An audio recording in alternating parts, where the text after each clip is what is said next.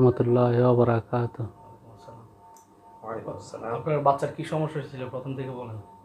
বাচ্চার সমস্যা হয়েছিল বলতে, আমি হসপিটাল থেকে বাচ্চারা নিয়ে বাড়ির উদ্দেশ্যে রওনা দিছি নৌকা করে। নৌকা করে উদ্দেশ্যে রওনা দেওয়ার পরে গোবিন্দপুর মাঝামাঝি গোবিন্দপুরের ভিতরে ডিলারগো বাড়ির ভিতরে এখান দিয়ে আসতেছিলাম চিপা দিয়ে মক্তবের সামনে দিয়ে, ওখানে আজান দিয়ে জোরে আজান দেয়, জোরা নৌকা দিয়ে আসতেছে সোজা, আমি বাড়িতে আসতেছি নৌকা দিয়ে। হ্যাঁ, নৌকা দিয়ে আসার পর বাড়িতে আসছি।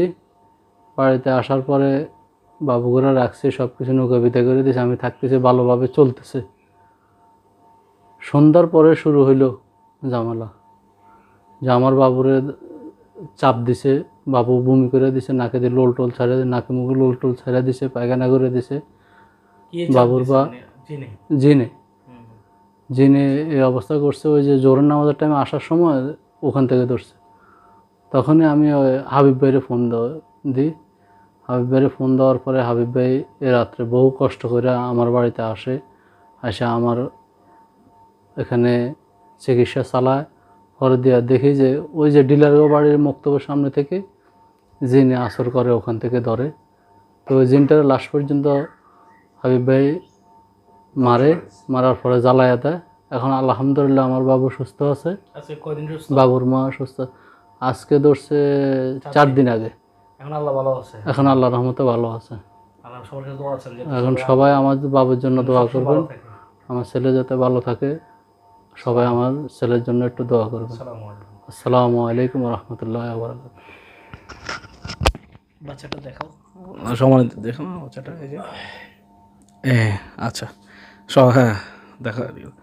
আসসালামু আলাইকুম রহমতুল্লাহি ওয়া বারাকাতুহু। সম্মানিত দিনী মুসলিম ভাই বোনেরা, যে কথাটা শুনেছেন আসলে উনি ভুক্তভোগী। উনি হচ্ছে বাচ্চাটার এখনও নাম রাখে নাই। বাচ্চাটা মাত্র যেদিন সিজার হওয়ার কয়দিন পরে, মানে কয়দিন পরে নিয়ে আসতেছিলেন? 3 দিন পরে। অর্থাৎ সে ছেলেটা সব মিলে আজকে 7 দিন। আজকে 7 দিন, মানে 3 দিন পরেই মানে অর্থাৎ নৌকা দিয়ে, যেটা তো কথা শুনেছেন, ওখান দিয়ে আনার পরে জিনে আসর করে। পরে আমরা ওই জিনটা তাকে, বাচ্চাটাকে, ছোট্ট একটা বাচ্চা, বয়স মাত্র 3 দিনের দিন, তাকে এত অত্যাচার জিনেরা করে। আসলে জিনেরা যে কি করে একটা মানুষ ভুক্তভোগী না হওয়া পর্যন্ত বুঝবেন না। বাচ্চাটাকে চিপ দিছে গলার মধ্যে, পেটের মধ্যে চাপ দেওয়ার কারণে পায়খানা করে দিছে, জিহ্বা বের করে ফেলছে, চোখ মুখ একবারে কালো হয়ে গেছে। ছোট্ট একটা মানুষের উপর এত নির্যাতন জিনে করছে। জিনের কত খারাপ। তো বাধ্য হয়ে আমি ওই জিনকে মেরে জ্বালিয়ে দিয়েছি। আলহামদুলিল্লাহ আল্লাহ তাআলার ইচ্ছাতে এখন 4 দিন খুবই ভালো।